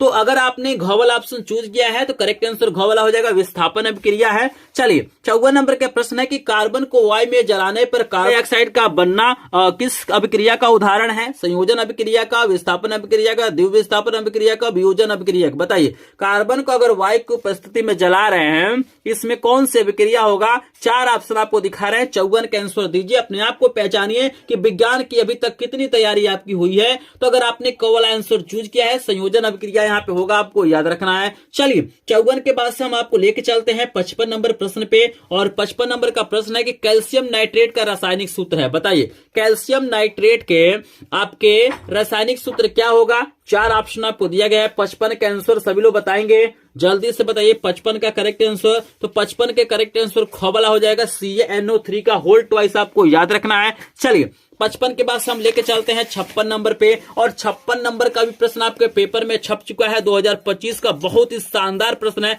बताइए शुद्ध जल का पीएच मान आपको बताना है कि शुद्ध जल का पीएच मान कितना होता है? 8 होता है, 7 होता है, 6 होता है, 12 होता है। चलिए बहुत ही शानदार प्रश्न, और मुझे बहुत खुशी हो रहा है कि यहाँ पे 100% स्टूडेंट क्या कर रहे हैं, सही आंसर दे रहे हैं। तो बिल्कुल करेक्ट आंसर यहाँ पे क्या हो जाएगा, 7 हो जाएगा, आपको याद रखना है। तो यहाँ पे आपने 56 नंबर का प्रश्न देख लिया, काफी इंपॉर्टेंट प्रश्न है। चलिए 57 नंबर का प्रश्न आपके सामने आ गया है, मोस्ट इंपॉर्टेंट प्रश्न आपके सामने है। जल्दी से सभी लोग कमेंट सेक्शन में आंसर दीजिए। पेयजल को जीवाणु रहित बनाने के लिए किसका प्रयोग किया जाता है? ब्लीचिंग पाउडर का, फिटकरी का, बेकिंग सोडा का, धावन सोडा का। जल्दी से बताइए कि पेयजल को जीवाणु रहित बनाने के लिए किसका प्रयोग किया जा सकता है? तो यहाँ पे काफी लोगों ने सही आंसर दिया है, कुछ लोग गलत भी आंसर दे रहे हैं। तो आपको बता दूं कि ब्लीचिंग पाउडर का प्रयोग किया जाता है, आपको याद रखना है, ठीक है। चलिए 58 नंबर के प्रश्न आपको दिया गया है कि धावन सोडा का रासायनिक नाम है। अभी 4 ऑप्शन आपको दिया गया है, सोडियम क्लोराइड है, सोडियम कार्बोनेट है, सोडियम बाइकार्बोनेट है और सोडियम हाइड्रोक्साइड है। तो बताइए धावन सोडा का रासायनिक नाम जल्दी से बताइए। 58 नंबर प्रश्न का आंसर सभी लोग देंगे। तो अगर आपने ख वाला ऑप्शन चूज किया है तो करेक्ट आंसर ख वाला हो जाएगा, सोडियम कार्बोनेट हो जाएगा, आपको याद रखना है। चलिए 59 नंबर का प्रश्न है कि शून्य पीएच वाला विलयन होता है। देखिए प्रश्न रिपीट हो गया, अभी मैंने बताया वो अम्लीय होगा, ठीक है ना। चलिए 60 नंबर का प्रश्न बहुत ही ज्यादा इंपॉर्टेंट है। 60 नंबर प्रश्न को बिल्कुल अपने दिमाग में बैठा लीजिएगा। ये प्रश्न आपको दिया गया कि प्लास्टर ऑफ पेरिस की जल से विक्रिया कराने पर क्या बनता है। जल्दी से बताइए कि जब प्लास्टर ऑफ पेरिस को जल से अभिक्रिया कराते हैं तो क्या बनता है। चूना पत्थर बनता है, जिप्सम बनता है, ब्लीचिंग पाउडर बनता है या फिटकरी बनता है। सोचिए, जल्दी से बताएंगे। तो ये मोस्ट इंपॉर्टेंट है, ये भी पेपर में आपके छप चुका होगा, प्रश्न काफी इंपॉर्टेंट है। ये जिप्सम बनता, आपको याद रखना है। चलिए 61 नंबर का प्रश्न हम कराने जा रहे हैं, लेकिन जल्दी से बता देंगे 60 में से कितने प्रश्न आपको पहले से तैयार है। तो 60 में से लगभग आपने 50 प्रश्नों का आंसर सही दिया है, तो आप एक टॉपर स्टूडेंट हैं, आप लोग बढ़िया से तैयारी कर रहे हैं। लेकिन आपने अगर इससे कम प्रश्नों का आंसर दिया है तो आपको तैयारी करने की जरूरत है। लेकिन जो लोग वीडियो को लाइक नहीं किए होंगे प्लीज वीडियो को लाइक कर देंगे। चैनल पे पहली बार आएंगे तो चैनल को सब्सक्राइब करेंगे। चलिए 61 नंबर का प्रश्न है कि आर्सेनिक है, आपको बताना है कि आर्सेनिक क्या है। चलिए हम पेज को पलटते हैं और 4 ऑप्शन आपको दिखा देते हैं। ऑप्शन पहला है धातु, दूसरा है अधातु, तीसरा है उपधातु और चौथा है मिश्र धातु। बताइए आर्सेनिक क्या है। तो अगर आपने यहां पे उपधातु ऑप्शन चूज किया है तो करेक्ट आंसर यहां पे उपधातु हो जाएगा। चलिए 62 नंबर के प्रश्न है कि निम्नलिखित में से कौन अधातु है। बताइए इसमें से कौन अधातु है। Sodium, fluorine, potassium, aluminium. बताइए इसमें से अधातु बताइए। अधातु बोर्ड परीक्षा में पूछा जाता है। तो अगर आपने ख वाला ऑप्शन चूज किया है तो करेक्ट ख वाला हो जाएगा, फ्लोरीन आपका अधातु है। चलिए 63 नंबर के प्रश्न आपको दिया गया है कि शुद्ध वायु क्या है। बताइए जो आपका शुद्ध वायु है वो क्या हो सकता है। एक समांगी मिश्रण हो सकता है, धातुओं का मिश्रण हो सकता है, यौगिकों का मिश्रण हो सकता है, इनमें से कोई नहीं। जल्दी से बताइए क्या हो सकता है। शुद्ध वायु बताइए क्या हो सकता है। 63 का आंसर देंगे। वायु हमारा क्या एक समांगी मिश्रण है, तो कवल ऑप्शन करेक्ट हो जाएगा। चलिए ये 64 नंबर का प्रश्न बहुत ही ज्यादा इंपॉर्टेंट है। जल्दी से बताइए कार्बन परमाणु की संयोजकता कितनी होती है। आपको बताना है कार्बन परमाणु की संयोजकता कितनी होती है। 2, 3, 4, 5। बताइए कार्बन परमाणु की संयोजकता कितनी होती है, जल्दी से बताइए। तो कार्बन परमाणु की संयोजकता 4 होती है, करेक्ट आंसर गोवला हो जाएगा। 65 नंबर का प्रश्न आपके सामने है कि ब्यूटेनॉन में क्रियात्मक समूह है। आपको बताना है कि ब्यूटेनॉन में क्रियात्मक समूह क्या है। CHO है, CO है, OH है, COOH है। तो अगर आपने ख वाला ऑप्शन चूज किया है तो करेक्ट आंसर यहाँ पे ख वाला हो जाएगा। CO क्या होता है, ब्यूटेनॉन समूह का होता है, आपको याद रखना है। चलिए 66 नंबर का प्रश्न आपको दिया गया कि एसिटिक अम्ल का IUPAC नाम है। आपको बताना है कि एसिटिक अम्ल का IUPAC नाम क्या है। 4 ऑप्शन आपको दिया गया। एसिटिक अम्ल दिया गया है, एथेनोइक अम्ल दिया गया है, मेथोनोइक अम्ल दिया गया है, प्रोपेनोइक अम्ल दिया गया है। तो 66 का आंसर बताइए। बहुत सुन, देखिए 4 ऑप्शन में है, आपको बता दूं कि करेक्ट आंसर ख वाला हो जाएगा। एसिटिक अम्ल का जो आपका IUPAC नाम होता है एथेनोइक अम्ल होता है, आपको याद रखना है। चलिए 67 नंबर का प्रश्न है कि एथिल एल्कोहल का IUPAC नाम बताना है कि एथिल एल्कोहल का IUPAC नाम क्या होता है। मेथेन होता है, एथेनॉल होता है, एनॉल होता है, प्रोपेनल होता है। तो बताइए एथिल एल्कोहल का IUPAC नाम क्या होगा। तो यहां पे अगर आप लोग ख वाला ऑप्शन चूज कर रहे हैं तो करेक्ट आंसर ख वाला हो जाएगा, एथेनॉल हो जाएगा। अभी मैंने आपको बताया है C2H5OH इसका क्या होता है और सूत्र होता है, आपको याद रखना है। चलिए 68 नंबर के प्रश्न है कि इसमें कौन निम्नलिखित सजातीय श्रेणी है। आपको बताना है इसमें जो यौगिक आपको दिए गए हैं इसमें कौन सजातीय श्रेणी के अंतर्गत आएगा। यहाँ पे थोड़ा सा आपको जानकारी दे दूं कि सजातीय श्रेणी का मतलब होता है जो एक ही क्या होते हैं समूह को होते हैं। जैसे आपका एल्केन समूह होता है तो एल्केन समूह का सूत्र होता है CnH2n+2 होता है। यहाँ पे एल्किन समूह होता है तो इसका होता है CnH2n होता है। एक एल्काइन होता है जिसका सूत्र होता है CnH2n-2 होता है। तो मतलब आपको बताना है ये एल्केन समूह है, एल्किन समूह है, एल्काइन समूह। कौन ऐसा मतलब यहाँ पे यौगिक है जो एक ही समूह का है, या तो एल्केन का होगा, नहीं तो एल्किन का होगा, नहीं तो एल्काइन का होगा। तो बताइए। तो यहाँ पे 4 ऑप्शन आपको दिया गया है, जल्दी से सोचिए और 68 नंबर का आंसर देंगे। सभी लोग आंसर दीजिए। तो 68 के करेक्ट आंसर यहाँ पे आपके ख वाला हो जाएगा CH4 और C2H6। ये किसका है, एल्केन समूह का है, आपको याद रखना है। चलिए आपको 69 नंबर के प्रश्न दिया गया है कि श्रृंखलन का गुण किस परमाणु में पाया जाता है। आपको बताना है कि कौन सा ऐसा परमाणु है जिसमें श्रृंखलन का गुण पाया जाता है। कार्बन में, नाइट्रोजन में, ऑक्सीजन में, हाइड्रोजन में। तो श्रृंखलन का मतलब क्या होता है? एक दूसरे से जुड़ के चैन बना के बहुत सारे यौगिक बनाता है। तो सबसे अधिक कार्बनिक यौगिक है, तो कार्बन करेक्ट हो जाएगा। क्लियर है सभी को? चलिए, बहुत बढ़िया। हिस्ट्री के भी प्रश्न खत्म होते हैं। अब हमारे सामने आएगा बायोलॉजी का प्रश्न। लेकिन जल्दी से जो लोग वीडियो को लाइक नहीं किए होंगे प्लीज वीडियो को लाइक कर देंगे। चैनल पे पहली बार आए होंगे तो चैनल को सब्सक्राइब करेंगे और ये बायोलॉजी के प्रश्नों को जरूर देखिएगा, क्योंकि सबसे ज्यादा जो कंफ्यूजन होता है बच्चों को बायोलॉजी और केमिस्ट्री में होता है। चलिए, 70 नंबर का प्रश्न का आंसर दीजिए कि सूर्य के प्रकाश एवं पर्णहरित की उपस्थिति में CO2 तथा H2O के आगे भी आपको दिखा देते हैं कि संयोजन से निम्नलिखित में से कौन सा यौगिक बनता है। बताइए, 4 ऑप्शन आपके दिया गया है यहाँ पे, जल्दी से बताइए। तो अगर आपने कोवल ऑप्शन चूज किया है तो करेक्ट आंसर यहाँ पे कोवल हो जाएगा। ग्लूकोज बनता आपको याद रखना है। चलिए, 70 प्रश्न खत्म हो गया। जल्दी से बताइए 70 में से कितने प्रश्नों का आंसर आपने सही दिया है, जल्दी से बता देंगे एक बार।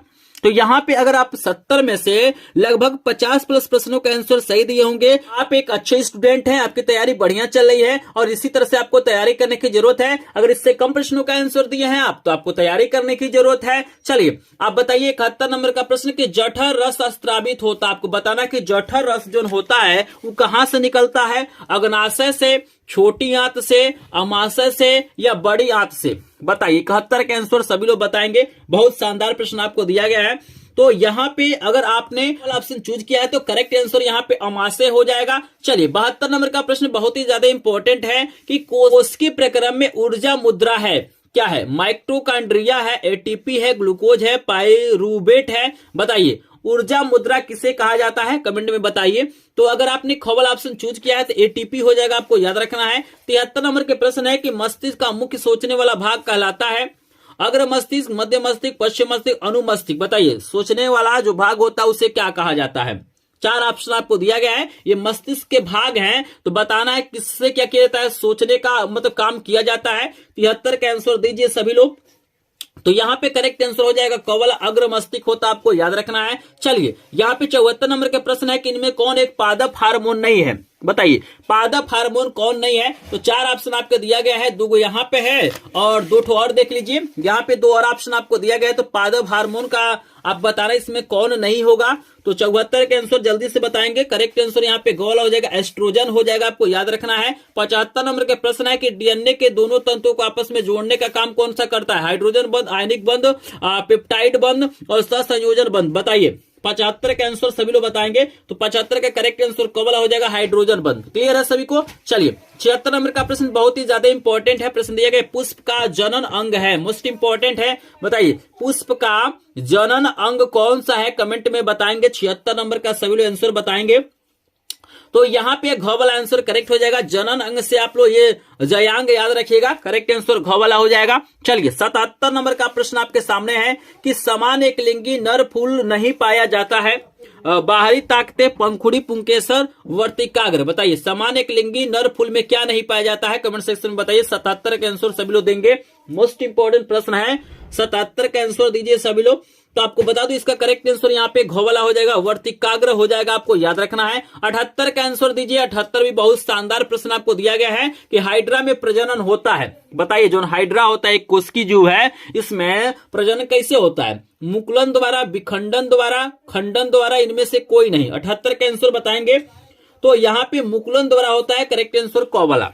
क्लियर है? चलिए, यहाँ पे जो 79 नंबर का प्रश्न है बहुत ज्यादा इंपॉर्टेंट है और इसमें काफी लोग कंफ्यूज हो जाएंगे। ये प्रश्न दिया गया कि मानव में लिंग गुणसूत्रों की संख्या होती है। याद रखिएगा, यहाँ पे गुणसूत्र नहीं पूछा हुआ है, यहाँ पे सिर्फ पूछा हुआ है लिंग गुणसूत्रों की संख्या होती है। आपको याद रखना है कि बोर्ड परीक्षा में जब भी ये प्रश्न आए तो आप देख लीजिएगा कि आपसे गुणसूत्र पूछा हुआ है कि लिंग गुणसूत्र पूछा हुआ है। तो बताइए, लिंग गुणसूत्र कितने होते हैं? 23 होते हैं, 2 होते हैं, 21 होते हैं या 20 होते हैं? तो याद रखिएगा, लिंग गुणसूत्र जब भी पूछेगा तो 2 होते हैं, आपको याद रखना है। स्क्रीन पे भी इसके बारे में आप लोग देख सकते हैं। चलिए, 80 नंबर का प्रश्न है कि अनुवांशिक विज्ञान के जनक है।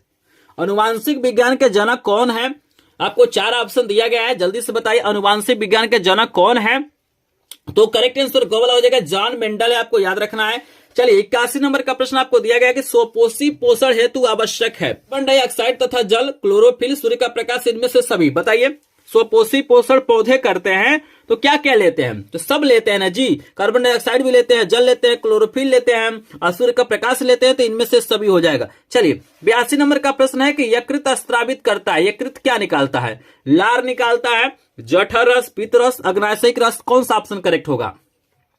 तो 82 का करेक्ट आंसर क्या हो जाएगा? पित्त रस हो जाएगा, गौ वाला। क्लियर है? चलिए ये 83 नंबर का प्रश्न बहुत ज्यादा इंपॉर्टेंट है, ये भी 2025 के पेपर में छप चुका होगा। प्रश्न है कि मनुष्य के हृदय में कोष्ठों की संख्या होती है, मनुष्य के हृदय में कोष्ठों की संख्या कितनी होती है? 1 होती है, 2 होती है, 3 होती है, 4 होती है? बताइए।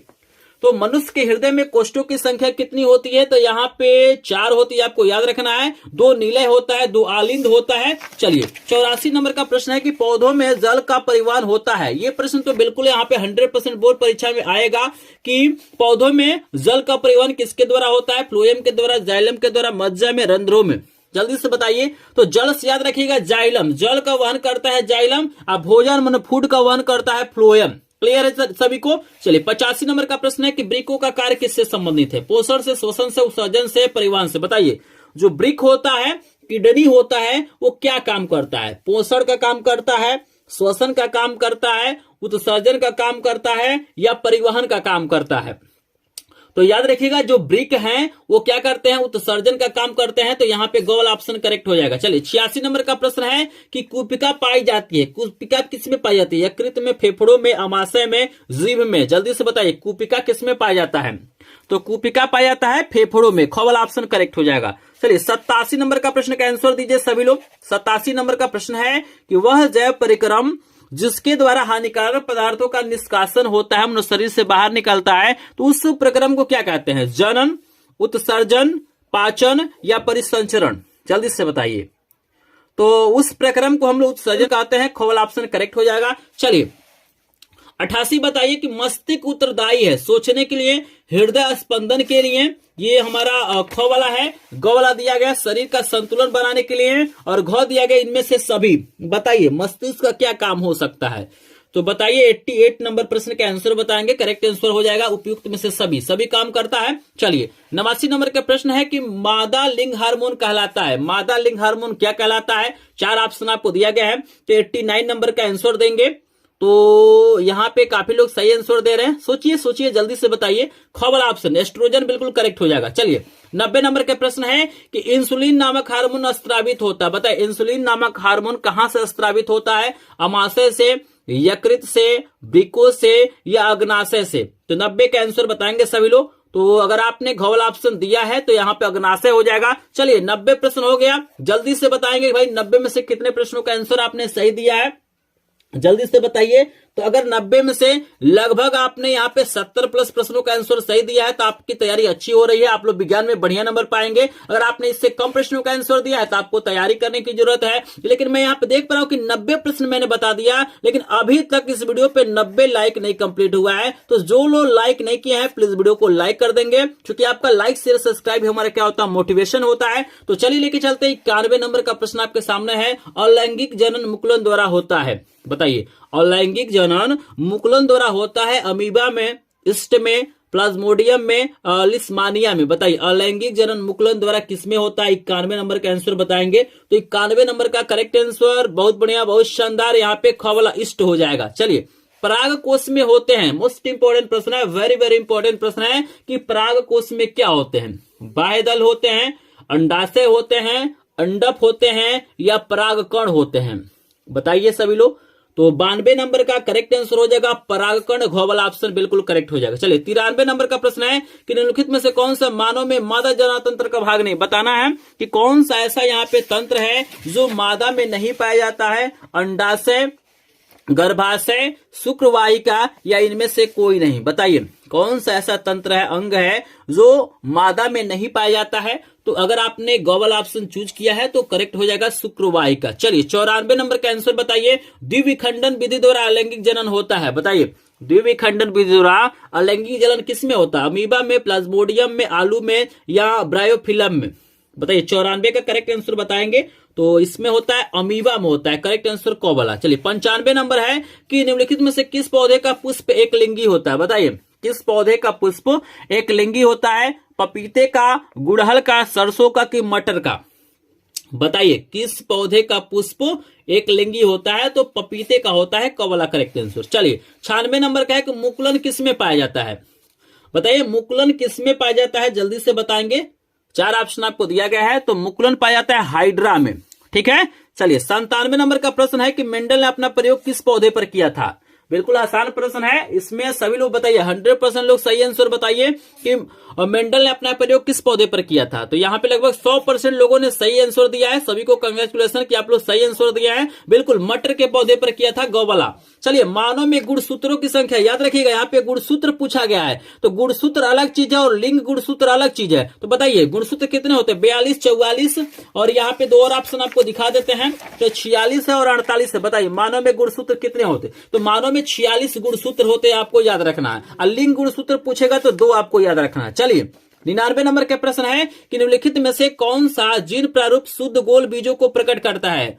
तो 4 ऑप्शन आपको दिया गया है, बताइए। तो यहाँ पे जल्दी से बताएंगे, small T, capital T, small T, capital T और कैपिटल आर। तो करेक्ट आंसर घ वाला हो जाएगा। क्लियर है सभी को। चलिए 100 नंबर का प्रश्न देखिएगा, ये बोर्ड परीक्षा 2024 में इस प्रश्न को पूछा गया था। ये बहुत ज्यादा इंपॉर्टेंट प्रश्न है, क्योंकि इस प्रश्न का आंसर बहुत सारे लोगों को नहीं पता होगा, क्योंकि अलग से थोड़ा सा प्रश्न पूछ लिया गया। प्रश्न है कि मेंडल ने प्रारंभिक शिक्षा प्राप्त की थी। आपको बताना कि जो जॉन मेंडल थे उन्होंने प्रारंभिक शिक्षा कहां से प्राप्त किया था, मंदिर में, स्कूल में, गुरुकुल में या गिरजाघर में। 2024 में पूछा गया था, काफी इंपॉर्टेंट प्रश्न है, इसको रिपीट किया जा सकता है। तो अगर आप भी विज्ञान पढ़ते होंगे और आपका भी सपना होगा कि भाई आप विज्ञान में बढ़िया नंबर पाएं, तो इस प्रश्न का आंसर मुझे क्या करेंगे, कमेंट सेक्शन में बताएंगे। आप लोग कमेंट करेंगे यहाँ पे 100 नंबर प्रश्न का आंसर, तो इससे ये पता चलेगा कि आपने वीडियो को शुरू से लेकर लास्ट तक देखा है। जहां तक मुझे लग रहा है कि अगर इस वीडियो को शुरू से लेकर लास्ट तक देखेंगे तो विज्ञान में आपको टॉप करने से कोई नहीं रोक सकता। आपका एक भी क्वेश्चन क्या होगा, गलत नहीं होगा। कमेंट सेक्शन में जरूर कमेंट कीजिएगा और मेरा यह आशीर्वाद है कि आप लोग विज्ञान में सबसे ज्यादा नंबर पाएंगे। और यहाँ पे मैंने क्या किया, सभी विषयों का 100 क्वेश्चन का क्या किया है, वीडियो डाल दिया है। सभी विषयों का वीडियो नहीं देखा है तो मेरे चैनल पे आपको वीडियो मिल जाएगा। और यहाँ पे एक चीज बता दूं कि जिनको भी सभी विषयों का 100 प्रश्नों का पीडीएफ नोट चाहिए या सभी विषयों के 7 सेट वायरल पेपर चाहिए, वायरल मॉडल पेपर चाहिए, तो हमारे ग्रुप को अभी के अभी क्या करेंगे, ज्वाइन कर लेंगे, जिसका लिंक आपको डिस्क्रिप्शन में दिया गया है। या आप चाहे तो डायरेक्ट हमसे व्हाट्सएप के माध्यम से पीडीएफ नोट ले सकते हैं। हमारा नंबर है 761993 यहाँ पे हो जाएगा 5513। ये मेरा व्हाट्सएप नंबर है, स्क्रीन पे भी आपको नजर आ रहा होगा। लेकिन देखिएगा व्हाट्सएप से डायरेक्ट अगर आपको पीडीएफ नोट पाना है तो इसके लिए एक शर्त है, छोटा सा शर्त है कि आपको करना क्या होगा कि आपको चैनल को सब्सक्राइब करके और इस वीडियो को लाइक करके एक स्क्रीनशॉट लेना है और वो स्क्रीनशॉट मेरे व्हाट्सएप पे क्या करना है, सेंड करना है। तो जो लोग चैनल को सब्सक्राइब किए रहेंगे, इस वीडियो को लाइक किए रहेंगे, उन्हीं को सभी विषयों का क्या होगा, डायरेक्ट व्हाट्सएप पीडीएफ मिल पाएगा। तो जो तुरंत चाहते हैं पीडीएफ नोट लेना तो क्या करेंगे, हमें इस चैनल को सब्सक्राइब करके और वीडियो को लाइक करके इस नंबर पे मैसेज करेंगे और जिस भी विषय का पीडीएफ चाहिए आप लिख देंगे, आपको पीडीएफ बिल्कुल फ्री में मिल जाएगा। तो आई होप आपको वीडियो पसंद आया होगा। वीडियो पसंद आया होगा तो प्लीज वीडियो को लाइक कर देंगे। लेकिन लास्ट में जाते जाते आप लोग कमेंट सेक्शन में जरूर बता दीजिएगा कि 100 में से कितने प्रश्नों का आंसर आपने सही दिया है। आप लोग कमेंट सेक्शन में जरूर बताइएगा। तो चलिए मिलते हैं नेक्स्ट वीडियो में। स्क्रीन पे 2 और वीडियो आपको दिखाई दे रहा है, वहां पे क्लिक करके देखिए।